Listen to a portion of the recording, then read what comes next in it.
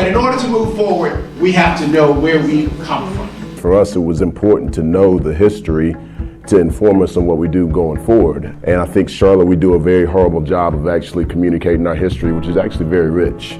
The Swan decision defined us in national terms, in which we became a community that we thought of ourselves in this way, although even beneath that was always this issue of people who didn't really buy into wanting the school systems desegregated. Part of how we got here is that we sold out, we sold out our core for new money, for new shiny things, and in the end, we're right there with Ferguson. We're right there with Baltimore. Let's not compare ourselves to Denver or compare ourselves to Austin. Sometimes we get complacent and we forget about those who are less fortunate than us, and they don't always have a voice.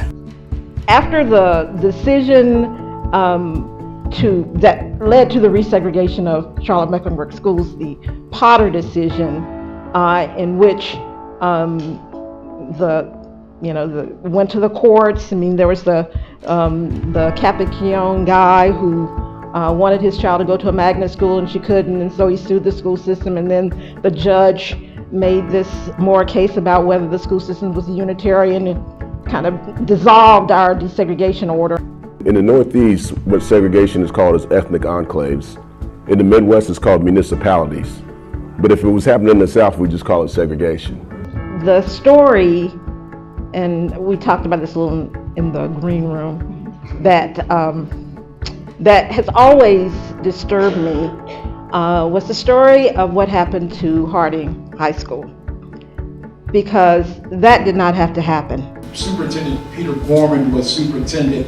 Because of budget cuts, they decided to close 10 CMS schools, and they decided to change Harding University. It was an successful IB school, and so they changed it and made it, they just messed with it. The Leandro case certainly has affected Charlotte-Mecklenburg. So it was before the court case that dissolved our desegregation order. It was initially a court case that said that the state wasn't providing enough money to give every child the access to quality education. What can be done to create awareness of personal biases among teachers to ensure all students are given the same expectations? So there is a cultural competency class that is now required and will be required for all teachers, the current ones as well as the incoming ones. But what we need to say is it's not enough. We have a school system that is a school system for the haves and the have-nots. I mean, it's a very different school system depending on where you go to school.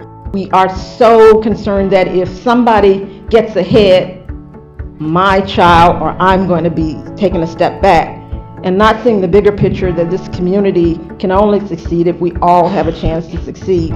You as the community need to make sure that you help to educate, and you make sure that you are there and you're advocating for the children and the families.